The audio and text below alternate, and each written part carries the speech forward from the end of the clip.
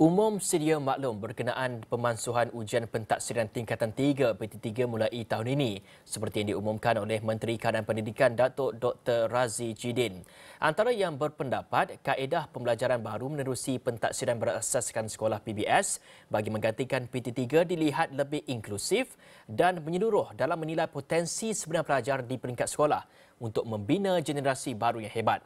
Untuk mengulas lebih lanjut, kita bersama Pensyarah Pusat Kajian Pendidikan dan Kesejahteraan Komuniti Fakulti Pendidikan Universiti Kebangsaan Malaysia UKM, Dr. Anwar Ahmad. Selamat pagi, Doktor. Selamat pagi, Fizi. Baik, Doktor. Bagaimana Doktor melihat perkara ini? Adakah tiga komponen iaitu pentaksiran bilik darjah ataupun PBD, kedua pentaksiran aktiviti jasmani, sukan dan co-curriculum PAJSK serta pentaksiran psikometrik PPSI mampu memberi indikasi tepat bagi pencapaian dan kelemahan pelajar? Baik, terima kasih Fizi. Yang pertama sekali, saya fikir kita telah melakukan satu anjakan yang besar kepada sistem pendidikan negara kita kerana kita berjaya memansuhkan dua peperiksaan berpusat. Yang pertama peperiksaan UPSR pada tahun lalu dan juga pada tahun ini PT3. Kita sebenarnya sudah lama melaksanakan dan berhasrat untuk menukar sistem pendidikan ataupun pentafsiran kita kepada pentafsiran sekolah. Dan kita telah memulakannya pada tahun 2011. Kemudian kita telah perkukuhkan pada tahun 2016 dengan pelaksanaan PBD. Dan Alhamdulillah pada tahun 2022 kita telah melaksanakan PBD yang lebih lengkap dengan memasukkan PT3. Baik, kalau dilihat dari segi tujuan dan hasrat untuk melaksanakan pentafsiran sekolah ini termasuk PAJ, SK, psikometrik dan juga PBD, kita sebenarnya seiring dengan negara-negara maju yang lain.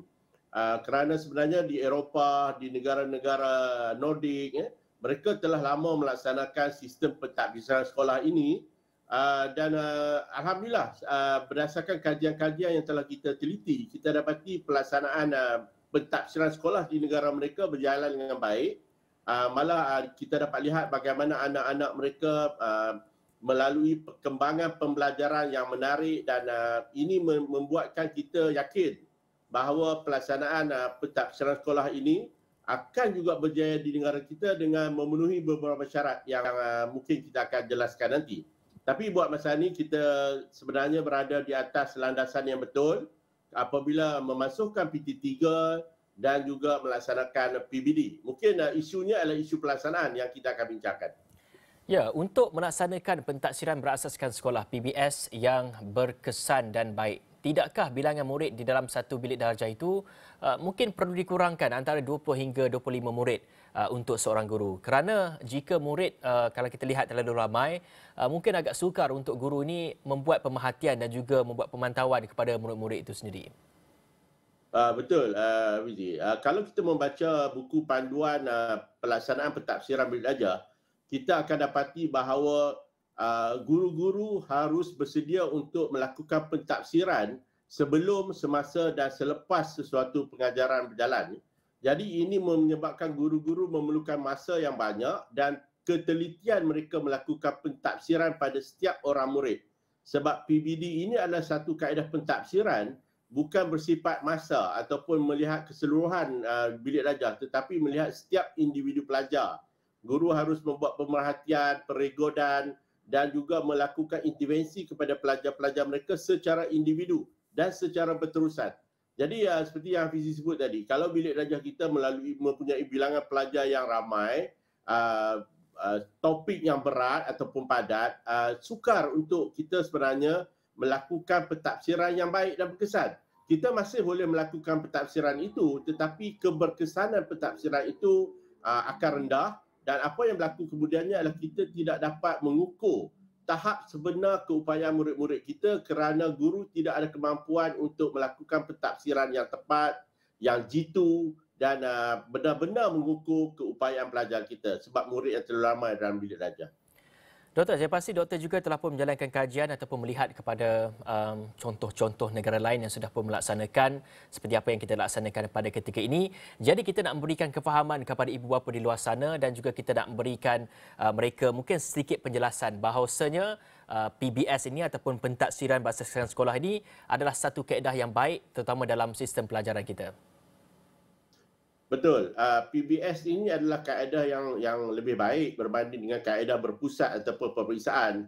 Kerana PBS ini ataupun pentafsiran bilik darjah ini mengukur secara keseluruhan ataupun holistik murid-murid, bukan hanya dari segi kognitif mereka ataupun dari segi akademik sahaja, tetapi mengukur psikometriknya, kestabilan emosinya, mengukur aktiviti mereka di luar bilik darjah, co-curriculum, melihat bagaimana mereka sebagai pemimpin pelajar di dalam bilik darjah, nilai-nilai murni dan sebagainya. Jadi kalau kita lihat, pentafsiran sekolah ataupun pentafsiran bilik darjah ini membuka peluang kepada kita untuk melihat keupayaan sebenar murid-murid kita, anak-anak kita apabila mereka ke sekolah.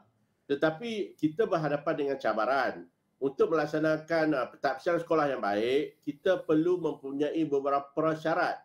Seperti yang habis disebut, salah satu prasyarat yang utama adalah bilangan pelajar atau pemurid dalam bilik darjah tidak boleh terlalu besar. Yang keduanya, topik-topik ataupun silibus yang diajarkan oleh guru-guru tidak boleh terlalu padat kerana pengukuran pentafsiran sekolah dan bilik darjah ini sangat bergantung kepada aktiviti pelajar. Jadi bagaimana guru membuat pemerhatian, pemantauan dan juga pentafsiran bergantung kepada aktiviti-aktiviti pembelajaran yang dilakukan oleh pelajar-pelajar.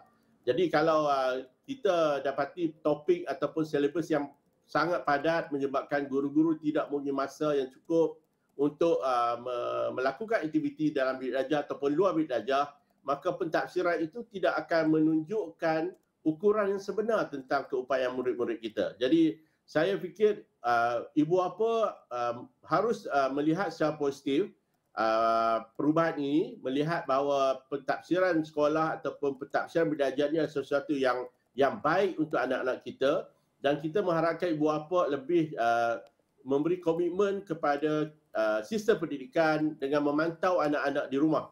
Dan tentu saya fikir pada masa sekarang ibu bapa sangat aware ataupun sangat mengambil berat tentang pendidikan anak-anak mereka. Jadi kerjasama, dialog dan saling berkongsi maklumat antara ibu bapa, sekolah itu mesti dilakukan dengan lebih baik pada masa ini dan masa depan. Ya, bagi doktor, dengan pentafsiran bersifat holistik ini iaitu melalui PBS ini, adakah doktor melihat ia sebagai satu usaha untuk kita mempersiapkan pelajar-pelajar ini kepada dunia pekerjaan nanti dan juga kepada kehidupan selepas habis sekolah dan sebagainya?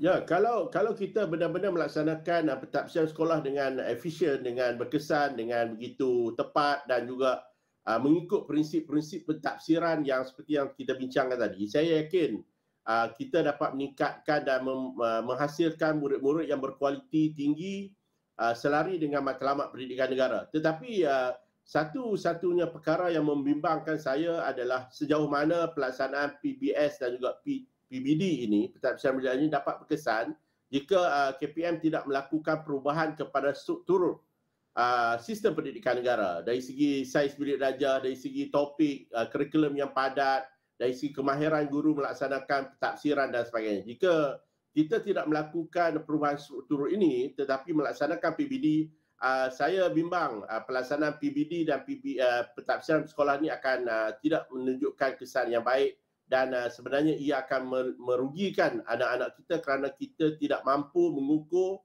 keupayaan dan kebolehan mereka yang sebenar untuk kita lakukan pengukuhan, pengayaan pembelajaran dan juga pemulihan.